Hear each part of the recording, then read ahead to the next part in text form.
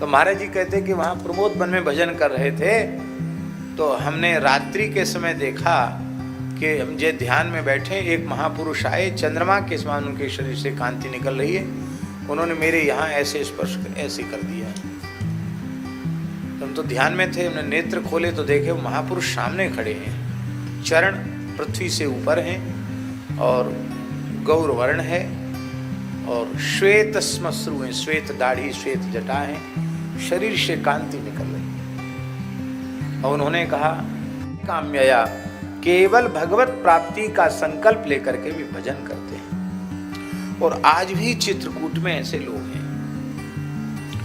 एक छोटी सी बात आपको बताएं, श्री मनमोहन शरण जी जानते होंगे, एक अपने मलुक पीठ के एक संत रहते थे टाटी घाट में, रामकृष्ण दास जी। अच्छे ईमानदारी से भजन कर रहे थे, वो गौ सेवा में लगे तो गौ सेवा भी ठीक से किया उन्होंने, एक दो गैया रखे, कोई संत भजन करने वाले तो उनको दूध देते, गैया की सेवा, खुद दूध नहीं पीते, संत को दूध देते, गैया की सेवा करते।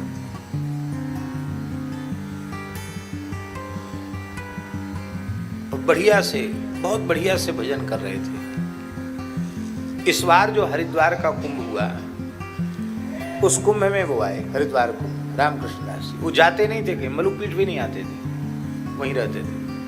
हरिद्वार कुंभ में आए तो वहाँ खालसे में सब संतों ने हमसे कहा कि ये रामकृष्ण दास जी कुछ खाते पीते नहीं, कुछ नहीं खा रहे हैं, शरीर इनका कमजोर हो रहा है, आप कहेंगे तो शायद कुछ खाएंगे।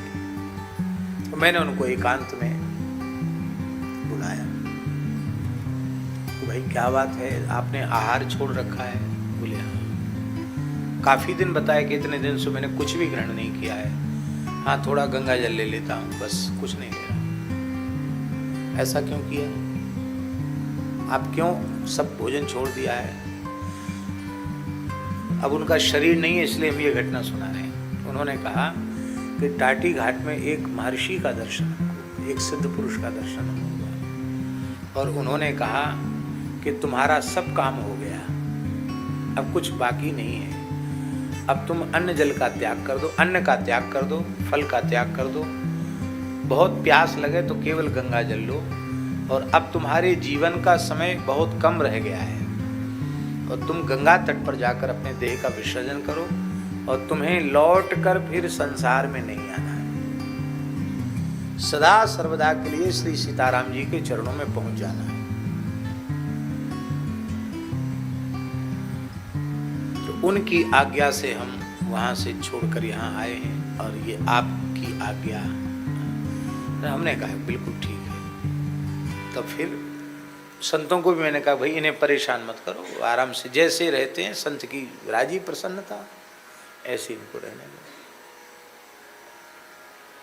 दो। वहाँ कुंभ पूरा हो गया, फिर वो बोले हम तो गंगा तट पर ही रहेंगे, सब मौन रहते थे, बोले हम तो गंगा तट पर ही रहेंगे। उनका ठीक है। फिर मैंने कहा कि ऐसे तट पे मत रहो, कहीं स्थान में आसन लगा करके रहो। तो ब्रह्मपुरी में जो श्री रामानंद आश्रम है, परम पूज्य श्री महंत श्री अभिराम दास जी महाराज का स्थान, श्री रामानंद संत सेवाश्रम, और वस्तुतः वो संत सेवाश्रम ही है। परम पूज्य श्री अभिराम दास जी महाराज की जो संत सेवा है, संपूर्ण भारतवर्ष में हमें कहने में तनिक भी संकोच नहीं है, ऐसी सुंदर साधु सेवा उनके जैसी कोई दूसरी दिखाई सुनाई नहीं पड़ती। संतों से स्थान भरे रहते, केदारनाथ में भी, दक्षिण में भी, पूरे भारत में उनके स्थान है, सब जगह साधु सेवा, और सब जगह संत ही सेवा संभालते हैं।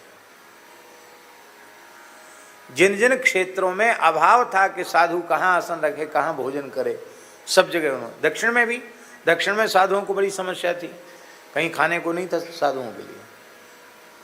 मंदिर तो बहुत बड़े बड़े हैं, लेकिन ये कहीं नहीं मिलता। अंटी में पैसा हो तो खरीद के खा लो, नहीं कहीं नहीं। ये व्यवस्था नहीं दक्षिण के मंदिरों में, न वहाँ के मठों में। परिचितों को तो रख लेंगे, उनको तो भोजन करा देंगे, अपरिचित तो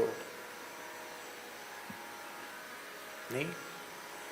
तो श्रीरंगम में भी उन्होंने स्थान बनाया, दक्षिण में रामेश्वरम में भी उन्होंने स्थान बनाए, सब जगह स्थान बनाए। अच्छे साधु से भी महापुरुष हैं। वर्तमान समय की रामानंद संप्रदाय की एक विशिष्ट विभूति है, हम उनको वंदन करते हैं। तो वहाँ रामकृष्ण दास जी वहाँ रहे। वहाँ के पुजारी जी संतों के बड़े प्रेमी हैं।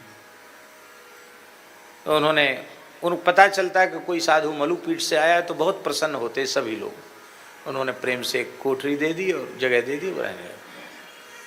एक संत और हमने स्थान से कह दिया था कि भाई अब इनका शरीर कमज़ोर हो रहा है, इसलिए तुम देख रेख में इनकी रहना, इनको छेड़ना नहीं, इनकी देख रेख में रहना। धीरे धीरे गंगा जल भी कम होता चला गया। और कौन सी तिथि थी, तिथि हमको याद नहीं आ रही, कोई याद दिलाओ।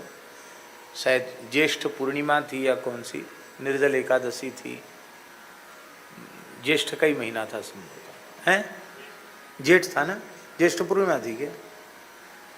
हाँ शायद ज्येष्ठ पूर्णिमा ही थी। मंदिर में आरती हो रही थी और वो जो संत हैं उन्होंने कहा, शरीर बहुत शिथिल हो गया था, अरे महाप्राण थे, 2-3 महीने केवल जल पे ही रह गए हैं,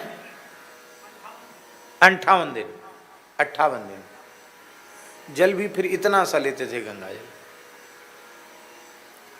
अंत में उन्होंने कहा कि गुरु भाई कुछ चाहिए, तो उन्होंने कहा कि यदि गुरु जी का चरणामृत हो तो दे दो। उन्होंने तो ठीक है, तो चरणामृत लिया, गंगा जल लिया, चरणामृत लिया और भगवत स्मरण पूर्वक देह का विसर्जन किया। अब बोले हमारे शरीर को जलाना नहीं, हमारे शरीर का गंगा जल में प्रवाह करना।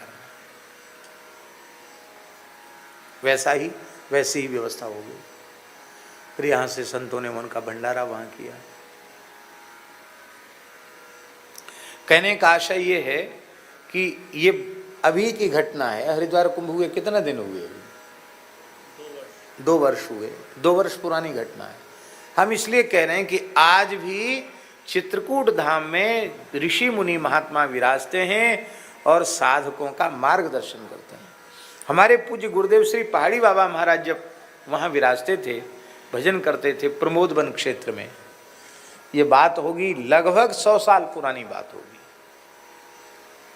तो सिंह व्याघ्रादि से युक्त जंगल था उस समय, और बहुत समय तक तो महाराज जी केवल केंथा खा करके रहे, बेर खा के केंथा खा के रहे, बाहर निकलते ही नहीं थे। और बहुत बढ़िया साधन चल रहा था। महाराज जी सुनाते थे, यहाँ खाक चौक छोड़ के चले गए थे, उनके गुरु भाई यहाँ संभालते थे। यहाँ कुछ समस्या आ गई थी, समस्या इसलिए महाराज जी चले गए।